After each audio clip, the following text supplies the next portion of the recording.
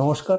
তো চলুন সবাইকে আমার চ্যানেলে ওয়েলকাম। আজকের এই ভিডিওতে আমি মোটামুটি 3টে কোম্পানি Q4 FY26 রেজাল্ট এবং এই কোম্পানিগুলোর ডিলটা এখন কিরকম লাগছে আর কি। মানে অ্যাকচুয়ালি কোম্পানির ভিতরে ইনসাইট, শুধু রেজাল্ট ডিসকাশন না, কোম্পানিটার ডিলটা এখন কিরকম লাগছে, ফিউচারে কোম্পানির প্রসপেক্ট কিরকম লাগছে, এই 3টে কোম্পানি নিয়ে আমি আলোচনা করব। প্রথম কোম্পানি হচ্ছে ইটার্নাল বা জোম্যাটো। যদি জোম্যাটোর Q4 FY26 রেজাল্ট দেখেন, রেজাল্ট তো ব্লকবাস্টার, মোটামুটি সেলস গ্রোথ করছে 200%-এর মতো, 196%, আর প্যাট গ্রোথ করছে মোটামুটি 350%, মানে মোটামুটি 346%। Q4 FY25 জোম্যাটোর টোটাল সেল ছিল মোটামুটি 6,000 কোটি টাকার মতো। আর যদি Q4 FY26 এদের সেল গিয়ে দাঁড়িয়েছে মোটামুটি 17,300 কোটি টাকা, প্রায় 200%-এর মতো সেলস গ্রোথ। যদি প্যাট গ্রোথ দেখেন, Q4 FY25 এর প্যাট ছিল 39 crore, এবার প্যাট গিয়ে দাঁড়িয়েছে প্রায় 174 crore, মোটামুটি 350% প্যাট গ্রোথ, মানে সেলস গ্রোথ 200% প্রায়, আর প্যাট গ্রোথ মোটামুটি 350%। তো চলুন এবার আমি জোম্যাটোর পুরো রেজাল্টটাকে ডিটেল অ্যানালাইসিস করব।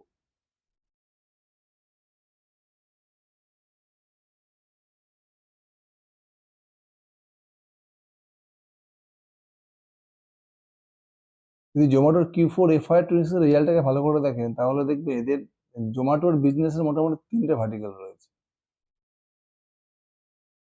চারটে ভার্টিক্যাল। একটা যে ফুড ডেলিভারি জোম্যাটো, যেটা ফুড ডেলিভারি করে। একটা হচ্ছে কুইক কমার্স ব্লিঙ্কিট, যেটার মধ্যে পুরো গ্রসারিজ ডেলিভারি করে।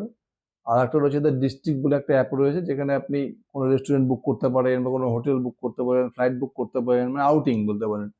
ডিস্ট্রিক্ট। আর হচ্ছে হাইপার পিওর। হাইপার পিওরটা মোটামুটি B2B বিজনেস, এটা বড় বড় রেস্টুরেন্ট হোটেলগুলোতে ফ্রেশ ফুড, ফ্রেশ মিট এসব সাপ্লাই করে। চারটা ভার্টিক্যাল রয়েছে: Zomato food delivery, Blinkit grocery delivery, একটা হচ্ছে ডিস্ট্রিক্ট, বড় বড় হোটেলের সিট বুকিং, ফ্লাইট বুকিং এই সমস্ত করতে পারেন। একটা রয়েছে হচ্ছে এদের হাইপার পিওর, যেটা একটা B2B বিজনেস। হাইপার পিওরে কি করে এরা, এই রেস্টুরেন্ট হোটেলে fresh vegetables, fresh food, meat এ সমস্ত সাপ্লাই করে। এদের মেন যে গ্রোথ ড্রাইভার, সব থেকে যেটা বড় বিজনেস এদের, ব্লিঙ্কিট, এদের গ্রসারি কুইক কমার্স অ্যাপ, আর হচ্ছে ফুড ডেলিভারি জোম্যাটো, আর হচ্ছে এদের থার্ড হচ্ছে আপনার ডিস্ট্রিক্ট। মেন যেখানে হিউজ বিজনেস আছে দুটো জায়গা, একটা হচ্ছে ফুড ডেলিভারিতে রয়েছে, আর একটা হচ্ছে কুইক কমার্স বা ব্লিঙ্কিট। জোম্যাটোর যে ফুড ডেলিভারি বিজনেসটা হচ্ছে জোম্যাটোর প্রাইমারি বিজনেস, এখান থেকে জোম্যাটো বিজনেস শুরু করেছিল।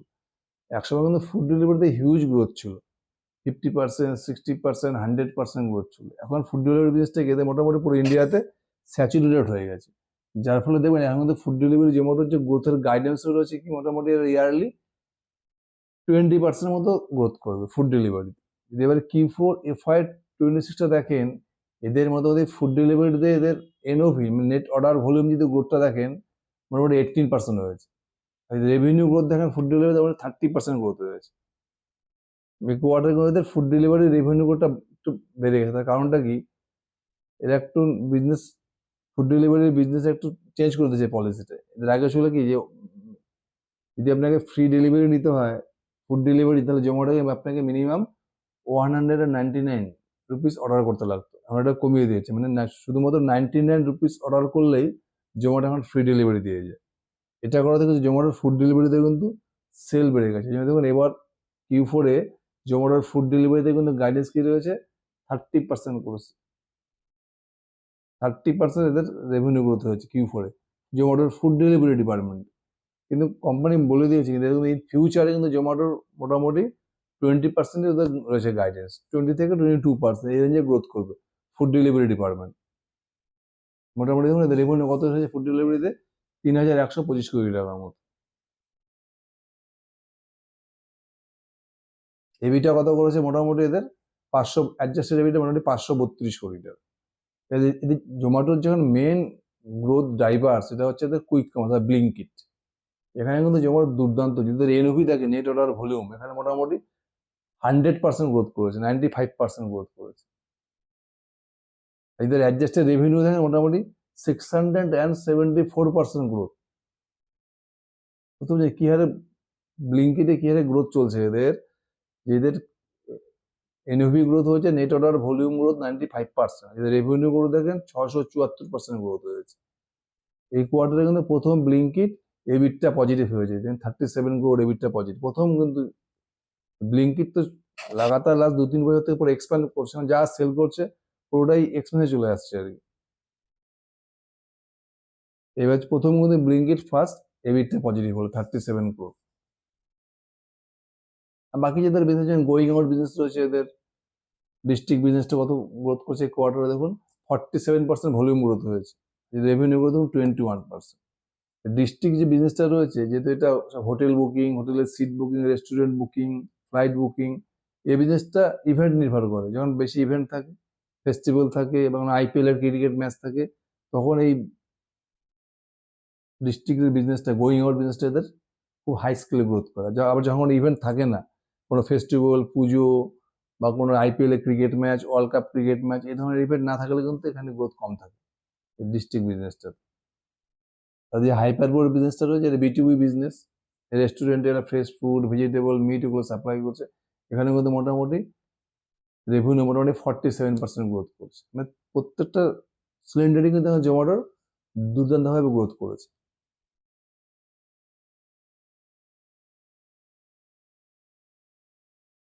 সবথেকে যেটা ইম্পর্টেন্ট জিনিস হচ্ছে গাইডেন্স। গাইডেন্সে ম্যানেজমেন্ট কি, গাইডেন্সে ম্যানেজমেন্ট কি বলছে, বলছে যে এই যে ব্লিঙ্কিট, এই যে 100% করে ব্লিঙ্কিট গ্রোথ করে যাচ্ছে, সমানে লাগাতার ব্লিঙ্কিটের স্টোর এক্সপ্যানশন হচ্ছে। এবছরও দেখুন মোটামুটি অলরেডি 2300 মতো ব্লিঙ্কিটের স্টোর হয়ে গেছে। ম্যানেজমেন্ট কি বলছে যে এই পুরো বছরে FY27-এ মোটামুটি 3000-এর মতো স্টোর এক্সপ্যান্ড হয়ে যাবে।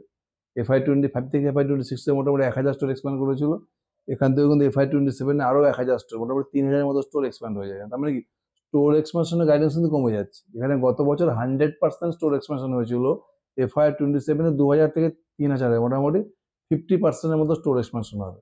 মানে এতদিন ব্লিঙ্কিটের বিজনেস গ্রোথ করছিল 100% করে। ম্যানেজমেন্ট কি বলছে, যেহেতু এদের বেস বড় হয়ে গেছে, এটা মোটামুটি 60% করে গ্রোথ করবে। নেক্সট আগামী 2 বছর ব্লিঙ্কিটের গ্রোথ হয়ে যাবে মোটামুটি 60%। বুঝতে পারেন যে মার্কেট কিভাবে বিচার করে। এখন এতদিন ব্লিঙ্কিটের গ্রোথ ছিল 100%, এখন ম্যানেজমেন্ট কি গাইডেন্স দিচ্ছে, এখন বেস বড় হয়ে গেছে, বেসটা বড় হয়ে গেছে যে ব্লিঙ্কিটের, নেক্সট 2 ইয়ার্স ব্লিঙ্কিট মোটামুটি 50 থেকে 60% গ্রোথ করবে। মানে 100% গ্রোথ ইঞ্জিনটা এখন কত হয়ে গেল, 50 থেকে 60%। আপনার সময় ডিরেকশনটা বুঝতে হবে। একটা স্টুডেন্ট মানে গত বছর অঙ্কে পেয়েছিল 90, এবছর সে 85 পেয়েছে। 85 তো গুড মার্কস, কিন্তু মার্কেটের নম্বরটা পছন্দ হবে না। কিন্তু যেহেতু সে গত বছর 90 পেয়েছিল, এবছর কত বলে 85, মানে ডিরেকশনটা নিচের দিকে। আর যদি কোনো স্টুডেন্ট গত বছর ম্যাথে 40 পেয়েছিল, এবছর 60 পেয়েছিল, মার্কেট কিন্তু এই নম্বরটাকে বেশি পছন্দ করবে। 40 থেকে 60 মানে ডাইরেকশন উপরের দিকে। শেয়ার বাজার কিন্তু সবসময় কোম্পানির বিজনেসের ডাইরেকশনটা দেখে, কোম্পানির বিজনেসটা উপর দিকে যাচ্ছে না নিচের দিকে যাচ্ছে। যেখানে ব্লিঙ্কিটের গাইডেন্স দেখেন, ব্লিঙ্কিটা যদি 100% করে গ্রোথ করতো, মোর দ্যান 100%, সেখানে ম্যানেজমেন্ট কি বলছে, নেক্সট 2 to 3 ইয়ার্স ব্লিঙ্কিট 50 থেকে 60% গ্রোথ করবে। আর স্টোর এক্সপানশনের গাইডেন্স আছে, FY25 থেকে FY26 ব্লিঙ্কিটের স্টোর কত ছিল, 1000 থেকে 2000 হয়েছিল, এবার FY27-এ 2000 থেকে মোটামুটি 3000 হবে। এখানে তার মানে স্টোর এক্সপানশনের গাইডেন্স কিন্তু কমে গেল ব্লিঙ্কিটের, 100% থেকে 50% হয়ে গেল।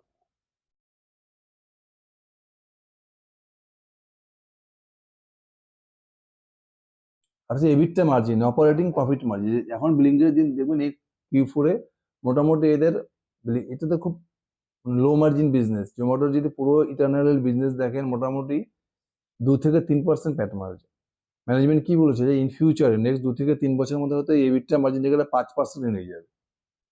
এটা নিয়ে ম্যানেজমেন্ট বলছে এদের কোম্পানির টার্গেটই রয়েছে যে এবিটটা মার্জিনটা গেলে মোটামুটি 5% নিয়ে যাবে।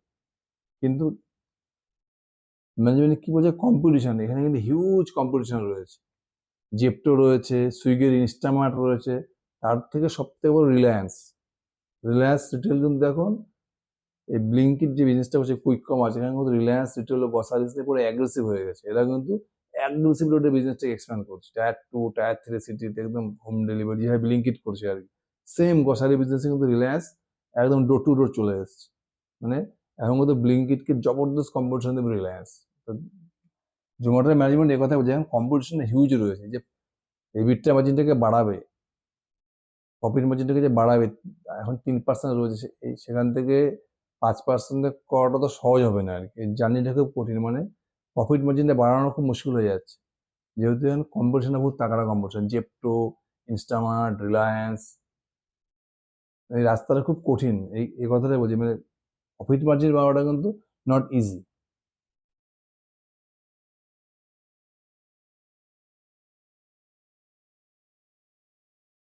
আর বাকি সব কিছু ঠিকই আছে, তাহলে বুঝতে হবে জোম্যাটোর বিজনেসের মেন যে সমস্যা সেটা হচ্ছে, এক হচ্ছে ব্লিঙ্কিটের গ্রোথ কিন্তু কমে যাবে, 100% গ্রোথ ইঞ্জিন এখন মোটামুটি 60% হয়ে যাবে। আর 2 নম্বর কি বলছে, এবিটটা মার্জিন বাড়ানো, পুরো ইটার্নাল বা জোম্যাটোর বিজনেস তো খুব লো মার্জিন বিজনেস, 2 থেকে 3% এবিটটা মার্জিন, এটাকে 5% করার ম্যানেজমেন্ট আগে বলছিল করবে নেক্সট 2 থেকে 3 বছরের মধ্যে, নেক্সট 2 বছরের মধ্যে এটাকে 5% করাটা, যদি ম্যানেজমেন্টের একটা এক্সপেকটেশন আছে 5% করবে, কিন্তু এই রাস্তাটা খুব কঠিন হয়ে যাবে, তার কারণ এখন হিউজ কম্পিটিশন চলে এসছে, রিলায়েন্স চলে এসছে মার্কেটে, ইনস্টামার্ট, জেপ্টো, সবাই এখন প্রচুর ইনভেস্ট করছে, জবরদস্ত এক্সপ্যান্ড করছে, এটা খুব কঠিন হয়ে যাবে। সুতরাং মার্কেটও কিন্তু এভাবেই দেখবে, মানে এখান থেকে জোম্যাটো শেয়ারকে চালানো একটু কঠিন হয়ে গেল, হচ্ছে ব্লিঙ্কিটের গ্রোথ কমে যাচ্ছে, গাইডেন্স কমিয়ে দিচ্ছে, প্লাস এবিটটা মার্জিনটাকে বাড়ানো খুব কঠিন হয়ে যাবে, কারণ হিউজ কম্পিটিশন। আপনাকে জোম্যাটো স্টকটা কিন্তু এভাবে দেখতে হবে, মার্কেট কিন্তু সবসময় নাম্বার দেখে না, মার্কেট থেকে ডিরেকশন, যে কোম্পানির বিজনেস আগের থেকে এখন বেটার হয়েছে, আর ফিউচারে বেটার হবে না, গ্রোথ রেট কমে যাবে, আপনাকে কিন্তু সবসময় এভাবেই দেখতে হবে।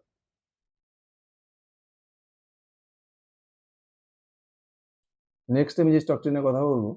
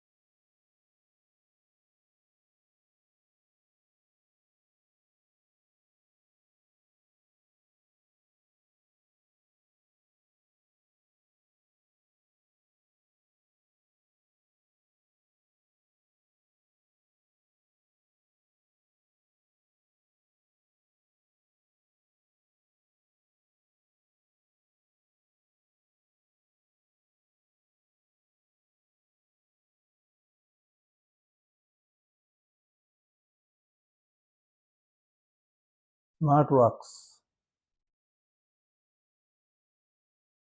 ওয়ার্কিং, নেক্সট আমি যে স্টকটা নিয়ে বলবো সেটা হচ্ছে একটি কোওয়ার্কিং স্পেস সেক্টরের company, smart work coworking space, এদের Q4 FY26 এর দুর্দান্ত নাম্বার এসছে, মোটামুটি সেলস গ্রোথ কত হচ্ছে 45%, আর প্যাট গ্রোথ মোটামুটি 300% প্যাট গ্রোথ, মানে কোম্পানিটা লস মেকিং ছিল, ছোট কোম্পানি, মোটামুটি 5,000 কোটির মতো মার্কেট ক্যাপ, গত Q4 FY26 a company loss making ছিল, মোটামুটি 8 কোটির মতো লস ছিল, সেখান থেকে কোম্পানি Q4 FY26 এ 17 কোটির মতো প্রফিটে চলে যাচ্ছে, মানে লস মেকিং থেকে কোম্পানি প্রফিট মেকিং এ চলে যাচ্ছে, এবং সঙ্গে সঙ্গে এদের সেলস গ্রোথ হিউজ, দুর্দান্ত সেলস গ্রোথ, মোটামুটি 46% সেলস গ্রোথ করেছে কোম্পানি। এই কোম্পানিটা খুব ভালো করে ট্যাগ করুন, স্মার্ট ওয়ার্ক কোওয়ার্কিং স্পেস। এদের না, এদের সাথে ইএফসি, ইএফসি রয়েছে, ইএফসির সাথে ডিফারেন্স রয়েছে। স্মার্ট ওয়ার্ক কি করে, এদের যে বিজনেসটা, এরা খুব মানে বেশিরভাগ এরা এমএনসি নিয়ে কাজ করে, মানে মাল্টি ন্যাশনাল কোম্পানি, বড় বড় লার্জ, যত বড় বড় কোম্পানির সাথে কাজ করে, মিনিমাম যারা যে সমস্ত কোম্পানি 300 সিটের অফিস ভাড়া নেয় আর কি, এদেরও সেম বিজনেস, কোওয়ার্কিং, ইএফসি বা অফিস রয়েছে, এটা কি করে, অফিস বানিয়ে ভাড়া দেয়, রেন্টাল বিজনেস, সিট ওয়াইজ এরা ভাড়া নেয়, বড় বড় সব কোম্পানি কর্পোরেট অফিস রুম বানিয়ে ভাড়া দেয়। এদের পলিসিটা হচ্ছে, এরা এরা বেশিরভাগ কি করে, সব বড় বড় কোম্পানির সাথে কাজ করে, মানে পুরো একটা বড় বিল্ডিং, হিউজ একটা বিল্ডিং, পুরো বিল্ডিংটা কোনো একটা কোম্পানিকে দিয়ে দেবে, সেখানে কি করে, এরা স্পেশাল ফ্যাসিলিটিস দেয়, ইন্টারনেট ফ্যাসিলিটি, মানে ক্যাফেটেরিয়া থাকলো ওখানে, জিম থাকলো ওখানে, পুরো রেস্টুরেন্ট বানিয়ে দিল, এই ধরনের, মানে এরা সব বড় বড় কর্পোরেটকে টার্গেট করে, লার্জ সাইজ কর্পোরেট, যেখানে এরা পুরো একটা কোনো একটা বিশাল বড় একটা বিল্ডিং, কোনো একটা বিল্ডিং ওনারের থেকে লিজে নিয়ে নিল, তারপরে সেটাকে অফিস বানিয়ে যে কোনো একটা কোম্পানিকে বড় বিল্ডিংটা ভাড়া দিয়ে দিল। যেখানে ইএফসি কি করে, একটা বড় বিল্ডিং কোনো ওনারের থেকে লিজে নিয়ে তারপর সেটাকে অফিস বানিয়ে অনেকগুলো কর্পোরেটসকে ভাড়া দেয় ছোটো ছোটো অফিস বানিয়ে। এরা কি করে, এটা তো একটা গোটা বিল্ডিংই যে কোনো একটা কোম্পানিকে দিল, তার মানে এরা সব লার্জ এরিয়ার অফিস ভাড়া দেয় আর কি। এটা হচ্ছে এদের সাথে ইএফসির ডিফারেন্স। আর ইএফসি গুলো নিজেদের ফার্নিচারটা নিজেরাই বানায়, এরকম তার কারণে এটাতে পুরোটাই আউটসোর্সিং করতে হবে। এই জন্য স্মার্ট ওয়ার্কার্স কি হয়, প্রফিট মার্জিনটা কিন্তু ইএফসির থেকে কম। কিন্তু স্মার্ট ওয়ার্ক কি করে, বড় বড় কোম্পানিকে টার্গেট করে, বড় বড় এরিয়া ভাড়া দেয় এরা আর কি। এটাই পার্থক্য ইএফসির সাথে স্মার্ট ওয়ার্ক। স্মার্ট ওয়ার্ক যদি বড় বড় কর্পোরেটসকে ভাড়া দেয়, এদের কন্ট্রাক্ট রেটটা বেশি থাকে। এদের যে কন্ট্রাক্ট হয় বড় বড় কোম্পানির সাথে লার্জ কন্ট্রাক্ট থাকে। তো এই কোম্পানিটা কিন্তু খুব ভালো করে ট্র্যাক করুন। এই কোম্পানিটা কিন্তু খুব অ্যাগ্রেসিভলি গ্রোথ করে 30%, 40%, 50% করে সেলস গ্রোথ করছে। যদি দেখুন এর আগের কোয়ার্টার দেখেন, এভরি কোয়ার্টারে কিন্তু এখন খুব হাই স্কেলে গ্রোথ করছে। Q3 দেখুন, Q2 দেখুন, এতে কিন্তু গ্রোথ শুরু হয়ে গেছে কোম্পানির। কোম্পানির গাইডেন্স দিয়েছে যে নেক্সট 2 to 3 ইয়ার্স এরা 30 থেকে 35% করে প্রফিট করবে। সুতরাং স্মার্ট ওয়ার্কস কোয়ার্কিং স্পেস এই সেক্টরটা কিন্তু খুব ভালো করে দেখুন। এই সেক্টরে কিন্তু এখনো মার্কেট কিন্তু এখন এই সেক্টরের স্টকগুলোকে এখন ভালো করে রিওয়ার্ড করে। যেমন ইএফসি কে দেখুন, দুর্দান্ত সেলস গ্রোথ করে যাচ্ছে, প্যাট গ্রোথ করেছে, কিন্তু ইএফসি কিন্তু একদম স্টক করে আধা হয়ে পড়ে আছে। যেহেতু আইটি সেক্টরকে মার্কেট খুব পানিশ করছে, আর ইএফসিরও অনেক আইটি কাস্টমার রয়েছে, এই জন্য মার্কেট কিন্তু ইএফসি স্টকটাকে রিওয়ার্ড করছে। দুর্দান্ত বিজনেস গ্রোথ হচ্ছে, কোম্পানির গাইডেন্স ভালো দিচ্ছে, এটা এখনো রিওয়ার্ড পায়নি। সুতরাং এই ধরনের স্টক ইএফসি বা স্মার্ট ওয়ার্ক মানে কোওয়ার্কিং স্পেস স্টকগুলো কিন্তু খুব ভালো করে ট্র্যাক করুন। এরপর আমি যে স্টকটি নিয়ে কথা বলবো সেটা হচ্ছে ইন্ডিয়া শেল্টার।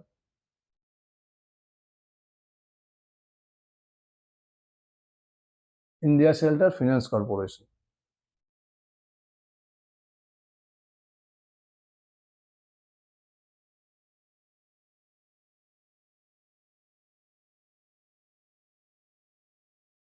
যদি স্টকটির রেজাল্ট দেখেন,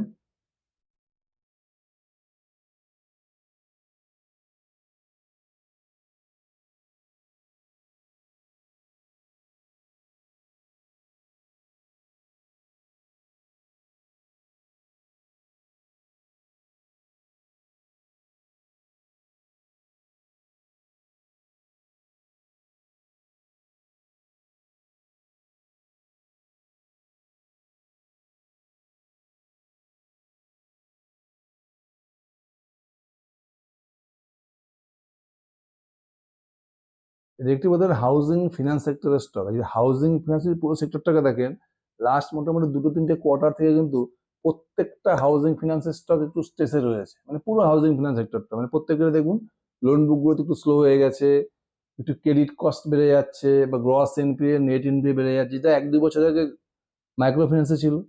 মাইক্রো ফিন্যান্স থেকে এমএসএমই সেক্টরে চলে এসেছে এফেক্টটা, আর এখন এমএসএমই ফিন্যান্স থেকে হাউজিং পুরো সেক্টর কিন্তু স্ট্রেস চলে এসেছে।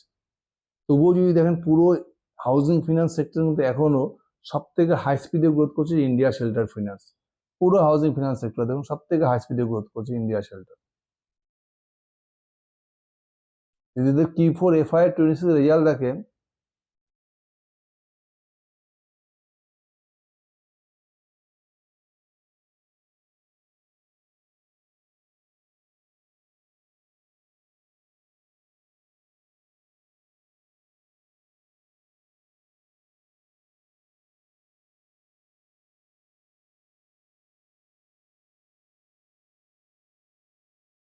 মোটামুটি তো গ্রস লোন বুক গ্রোথ করছে 29%। এদের লোন বুক গ্রোথ হচ্ছে মোটামুটি 29%, আর প্যাড গ্রোথ কত করেছে, এদের প্যাড গ্রোথ হচ্ছে মোটামুটি 27%।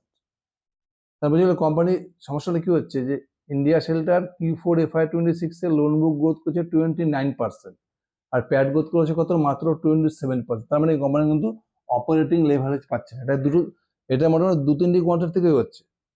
আগে যেরকম ইন্ডিয়া শেল্টার 30%, 35% লোন বুক গ্রোথ করতো, সেখানে 40%, 45% করে প্যাড গ্রোথ করতো, মানে অপারেটিং লেভারেজ পেত। আপনি লাস্ট 2টো কোয়ার্টার থেকে দেখেন ইন্ডিয়া শেল্টার কিন্তু অপারেটিং লেভারেজ পাচ্ছেন। আর এই কোয়ার্টারে কিন্তু প্রথম হলো, মানে অনেকগুলো কোয়ার্টার পরে ফার্স্ট হলো যখন ইন্ডিয়া শেল্টারের লোন বুক গ্রোথ কিন্তু 30% নিচে চলে এসেছে। 29% বলছে লোন বুক গ্রোথ, আর যদি প্যাট গ্রোথ দেখেন তাহলে মোটামুটি বলেছে 27%। তাহলে কোম্পানি অপারেটিং লেভারেজ কেন পাচ্ছে না?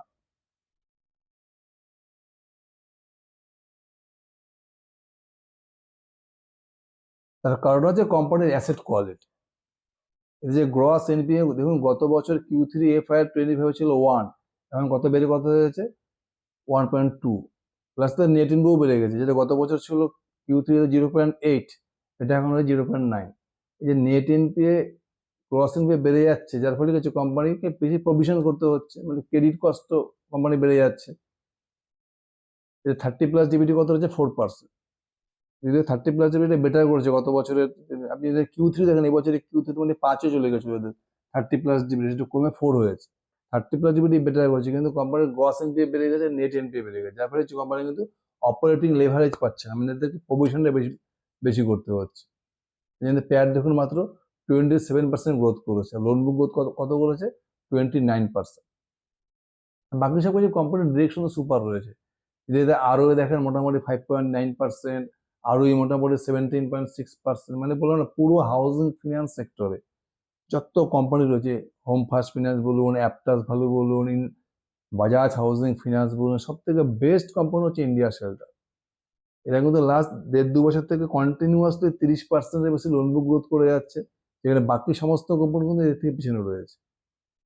শুধুমাত্র এই কোয়ার্টারে প্রথম দেখলাম যে এরা 29% গ্রোথ করেছে লোন বুক গ্রোথ, যদিও 30% কাছাকাছি করেছে, তবুও একটু কম করেছে আর কি, এবং অপারেটিং লেভারেজও পায়নি। তার কারণটা কি, অ্যাসেট কোয়ালিটি একটু স্ট্রেস চলে এসেছে, গ্রস এনপিএ নেট ইনফ্লো একটু বেড়ে গেছে। সমস্ত হাউজিং ফিনান্স সেক্টর প্রত্যেকটা কোম্পানি তাই হচ্ছে, হোম ফার্স্ট বলুন, অ্যাপটাস বলুন, তবুও যদি সমস্ত প্যারামিটার দেখেন, হাউজিং ফিনান্স সেক্টর কিন্তু এখনো পর্যন্ত বেস্ট কোম্পানি কিন্তু ইন্ডিয়া শেল্টার। আরও লাগাতার উপরের দিকে যাচ্ছে, আরও লাগাতার উপর দিকে যাচ্ছে, মানে একটা ফিনান্স কোম্পানি আপনি কোনো কিছু বুঝতে না পারেন, যদি কোম্পানি আরও উপরের দিকে যেতে থাকে, তাহলে বুঝতে কোম্পানির সব কিছু ঠিকঠাক রয়েছে। দেন গত বছরে এদের যা আরওই ছিল, তার থেকে কিন্তু এবছর বেটার, মানে লাগাতার কিন্তু এর আরওইতে ইমপ্রুভ করে যাচ্ছে। 16.3 থেকে আরওই কত 17.6, আরওই দেন 5.8 থেকে 5.9। বুঝে গেল? আরওই এবং আরওই দুটোই ডেভেলপ করছে, মানে ফিনান্সিয়াল কোম্পানি খুব ভালো কাজ করছে। এখন যদি আপনি পুরো এনবিএফসি সেক্টরটাকে দেখেন, এই মুহূর্তে কিন্তু যদি ইন্ডিয়া শেল্টার, আমার কাছে যদি কোনো হাউজিং ফিনান্স স্টক নিতে থাকে, আমি অবশ্যই ইন্ডিয়া শেল্টারই নেবো। কিন্তু এই মুহূর্তে সমস্যা নেই, মার্কেটে না ইন্ডিয়া হাউজিং ফিনান্সের থেকে বাকি যে ফিনান্স সেক্টরগুলো রয়েছে, বিশেষ করে মাইক্রো ফিনান্স, আমি তো লাস্ট 3টি কোয়ার্টার থেকে বলে যাচ্ছি যে মাইক্রো ফিনান্স সেক্টরে কিন্তু হিউজ গ্রোথ চলে যাচ্ছে, পুরো সাইকেল চেঞ্জ হয়ে গেছে। কিন্তু প্রত্যেকটা মাইক্রো ফিনান্স সেক্টর লাস্ট যদি 2টো কোয়ার্টার দেখেন, আরমান ফিনান্সিয়াল থেকে শুরু করে ক্রেডিট এক্সিস গ্রামীণ bank, Muthoot micro finance, plus micro finance ব্যাংকগুলো যদি দেখেন, উজ্জীবন স্মল ফিনান্স, উৎকর্ষ, ইকুইটাস, এএসএস স্মল ফিনান্স, প্রত্যেকে কিন্তু দেখুন পুরো টার্ন আউট স্টোরি। প্রত্যেকে গাইডেন্স ভালো দিচ্ছে, লোন বুক গ্রোথ বেটার হচ্ছে, প্রত্যেকের অ্যাসেট কোয়ালিটি বেটার হচ্ছে, তার মানে কি মার্কেট ডিরেকশন দেখছে। যেখানে হাউজিং ফিনান্সের স্টকগুলো ধীরে ধীরে ধীরে খারাপ হচ্ছে, লোন বুক গ্রোথ কমে যাচ্ছে, অ্যাসেট কোয়ালিটি খারাপ হচ্ছে, সেগুলো মাইক্রো ফিনান্সের কোম্পানিগুলো প্রত্যেকে বেটার, মানে সবাই খারাপের থেকে ভালো দিকে যাচ্ছে। তাহলে মাইক্রো তো ডিরেকশন দেখে, তাই না? তার মানে কি মাইক্রো ফিনান্স সেক্টরের ডিরেকশন কিন্তু অনেক বেটার হাউজিং ফিনান্সের থেকে। প্লাস আপনি যদি ডাইভার্সিফাইড কোম্পানিগুলো দেখেন, যেমন ক্যাপ্রি গ্লোবাল, জিওম ফিনান্সিয়াল সার্ভিস, পুনাওয়ালা ফিনকর্প বা পিরামল ফিনান্সের মতো কোম্পানি দুর্দান্ত বিজনেস করছে। ক্যাপ্রি গ্লোবাল মানে পুরো এনবিএফসি সেক্টরে, পুরো ফিনান্সিয়াল সেক্টরে সব থেকে বেস্ট। এখন যদি আপনি পুরো মার্কেটের সিনারিও দেখেন, পুরো ফিনান্সিয়াল স্পেসটা দেখেন, তাহলে দেখবেন যে হাউজিং ফিনান্সের থেকে কিন্তু মাইক্রো ফিনান্স বা ডাইভার্সিফাইড এনবিএফসি যেগুলো রয়েছে, ক্যাপ্রি গ্লোবালের মতো কোম্পানি, জিও ফিনান্সিয়াল বা পুনাওয়ালা ফিনকর্প বা পিরামল ফিনান্স কিন্তু বেটার করছে। আপনাকে এইভাবে দেখতে, আপনার ডিরেকশনটা বুঝতে হবে। আচ্ছা, এই পর্যন্ত থাক। আজকে আমি 3টে কোম্পানি নিয়ে মোটামুটি ডিসকাশন করলাম, সাথে একটু পুরো ফিনান্সিয়াল সেক্টরটা বলে দিলাম, জোম্যাটো বা ইটার্নাল, স্মার্ট ওয়ার্কস, আর হচ্ছে ইন্ডিয়া শেল্টার ফিনান্স। আপনারা অ্যানালাইসিস করুন, দেখুন। Thank you.